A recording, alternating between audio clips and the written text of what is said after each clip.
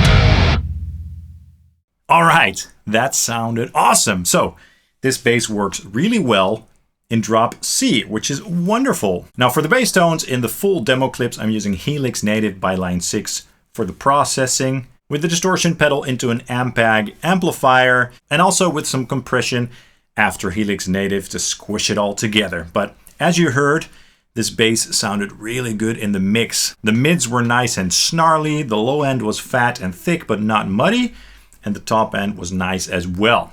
And on the bass itself, I set the EQ to the middle position, so neutral, with the blend control between the 2 pickups in the middle position, which is basically my favorite setting for all the tones that I'm getting with this bass. For all the drums, I'm using ML Drums by ML Sound Lab, and for the guitar tones as well. And then later in the video, when I'm going to do some random playthrough things while I'm tweaking the controls, I'm going to use the ML Sound Lab bass plugin as well. So, one of the things that caught my eye when I first saw this beautiful BTB805MS bass guitar was, of course, the fact that this is a multi-scale bass. Usually, when I play bass, I use a sort of jazz bass, and I think that that one has a 35-inch scale. So most of the basses that I've ever owned were either 34 or 35 inches, which is fine for most applications. However, I do like to tune down low. So for my 6-string stuff, I often tune down to drop C, as you heard, And then for my baritone stuff, I like to tune down to drop a flat on this low string here. And with the standard bass, a lot of times that will cause problems with the intonation and how solid the notes sound down low. A lot of times the notes will just sort of die out quickly or flub out, especially on, say, the 3rd fret and stuff like that. Now this bass has a 37-inch scale on the low string, which is super long, so that's 2 inches longer than my previous bass. And then on the bottom side here, the high G string has a 35-inch scale length, which is better for those higher notes, basically. So yeah, that's one thing that was really intriguing to me. Like, finally a bass guitar that will handle those low tunings with no problems at all. I also just liked the look of this bass a lot, and the fact that it has a neck-through construction. And this satin finish feels very nice as well. And this beautiful satin finish is called Transparent Gray Flat. And yeah, I love how it looks. And it kind of does remind me a little bit of one of my favorite metal bands, Meshuggah. Anyway, so yeah, that multi-skill thing is going to be great for the low tunings. And I've used this bass for a week or two now, and I've really enjoyed using this bass guitar. Let's get into the specs and specifics of this instrument. So the neck type of this bass is the BTB5 for multi-skill, 5-piece maple and walnut with graphite reinforcement rods, and it has a neck-through design, as I mentioned. And that really helps with the sustain and the fullness of the notes. But yeah, this neck is very well constructed. It is very solid indeed, and it plays really nicely. The neck profile is quite flat and quite comfortable. The bass has a poplar burl top, very beautiful, and the body wings are made of akume and ash. The fretboard is bound panga panga with abalone dot inlays. And I must say that the fretboard looks really nice. It has a sort of open pore look, very natural, but also quite smooth. And then we have 24 medium stainless steel frets with a 0 fret over here. Now, I don't really know why 0 frets exist. I guess it has to do with, I don't know, the action, maybe the sound, maybe the intonation, but it works really well. No complaints there. This bass has the MR5S bridge. It's kind of like 5 individual bridges, actually. But yeah, they seem very solid so far. No complaints there. This bass came perfectly intonated, so I didn't have to adjust the intonation or action for that matter. It came really well set up. This bass also has a string spacing of 18 millimeters. For me personally, it definitely does not feel too wide, but I'm used to 8-string guitars and stuff like that, even a 9-string guitar. So for me, it feels quite comfortable. And then we have the T1 neck pickup and the T1 bridge pickup, and both of the pickups are passive. And one thing that's interesting about these pickups is that you can adjust the height of these individual coils, so to speak. So you can put this one higher and this one lower, for example, to sort of fine tune your tone. I'm not going to touch that. For me, it sounds fine as it does, but you might want to adjust these to really get your own sound out of the bass, or if you're missing something in the stock setup. So that's cool for tweakability. Now you can turn the EQ on or off with this switch over here. I basically always have it on, even if I set it to neutral. And if you set it off, this bottom control becomes your passive tone control. And when you have it turned on, this is your treble control, this is your mid control, and this is your bass control. And you can cut or boost either way. And with this little switch over here, you can choose the frequency of the mid control. At the bottom position, the peak or dip is at 700 Hertz. In the middle position, it's at 450 Hertz, and in the top position, it's at 250 Hertz. So that's quite cool how you can sort of, customize the tone even further with this 3-band EQ.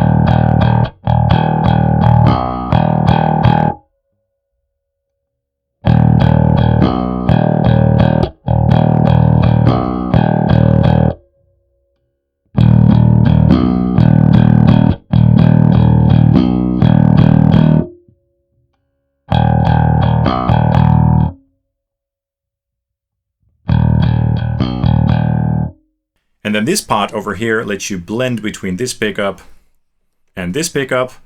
I usually put it in the middle position as that sounds the best to me. And then we have a volume control over here as well.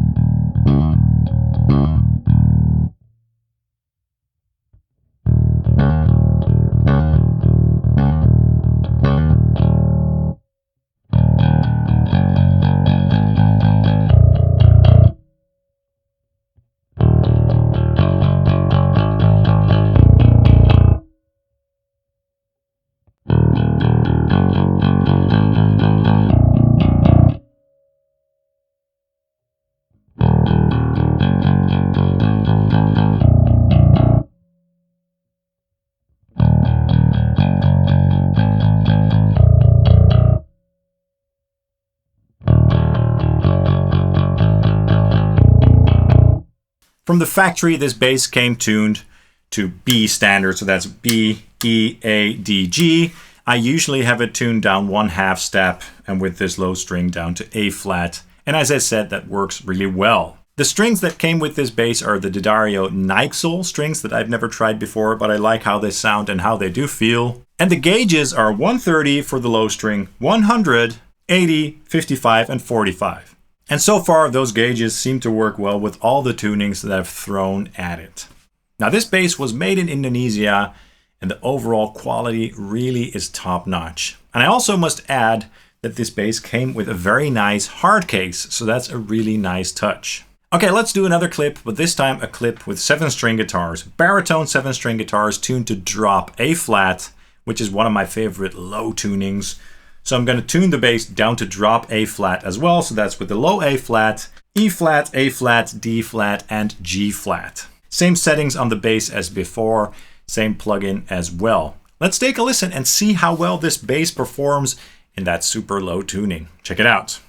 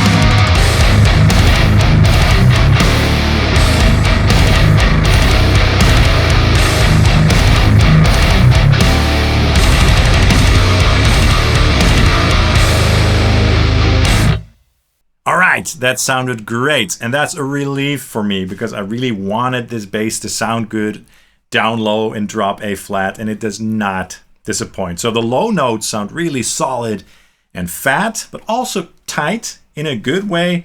And the mids and those gnarly, upper mids come through very nicely, which is awesome. So in terms of the tone in those mixes, I'm quite pleased with the results. Now, what do I think of this bass? First, let's talk about the looks. I think this bass looks absolutely beautiful, and the fit and finish is basically flawless. Looking at the bass, I can find no flaws whatsoever. So the finish is beautiful. The poplar burl top really has a nice look. I like how it's sort of beveled here and how it goes from the poplar burl top over into the ash body wings. Really beautiful stuff. The neck through design is also beautiful. Really, really love that. It works really well with the finish as well. So yeah, it's just one beautiful bass guitar. I also like the look of the wood on the fretboard. I don't know if you can see this on the video, but if you look up close, you can really see the wood grain, which is beautiful. And the overall design of the body just really works for me as well, with this big horn over here, which is also nice for grabbing the bass. Yeah, it's probably the most beautiful bass guitar that I've ever seen, to be honest. It's just perfectly made for me, basically, in terms of how it looks. As I said earlier in the video, this bass feels great to play.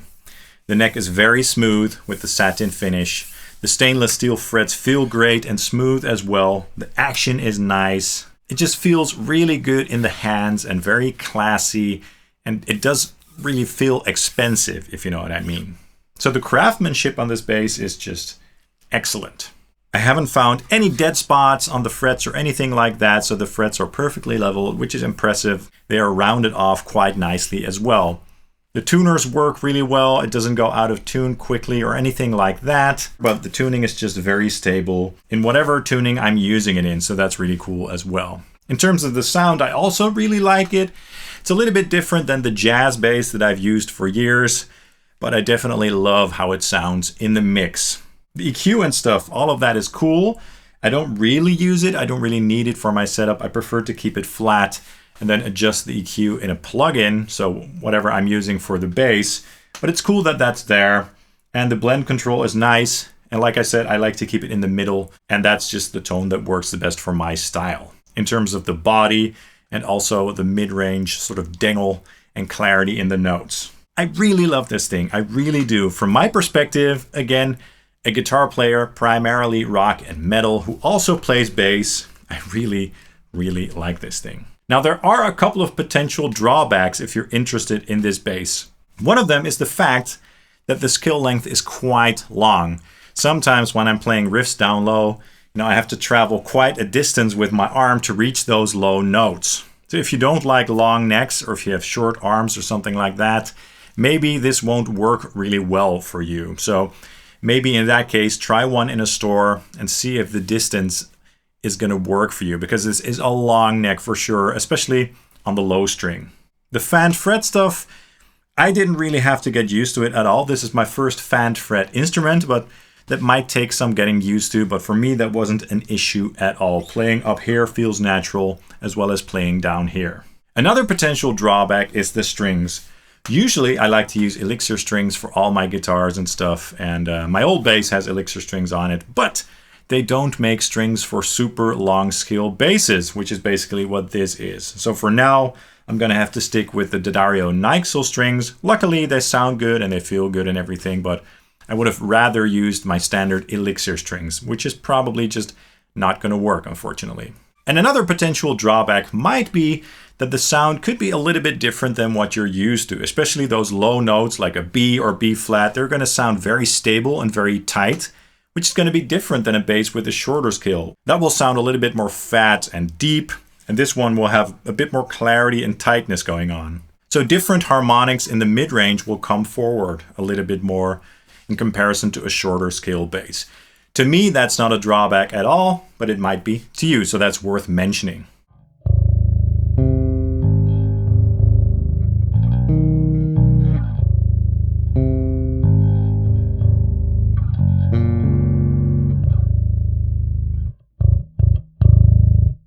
So my overall thoughts on this bass are really good. I love this thing so much. I can definitely see this becoming my main bass guitar for everything basically, because I love how it sounds. I love how it plays. I love how it looks. And most of all, I just love how it's able to handle those low notes with ease. Not a problem there. And if I ever need a different type of sound, I can always, adjust the pickups, adjust the EQ. So it's really flexible in that regard as well. So yeah, this is my new bass, and I'm going to be using it a lot in the future.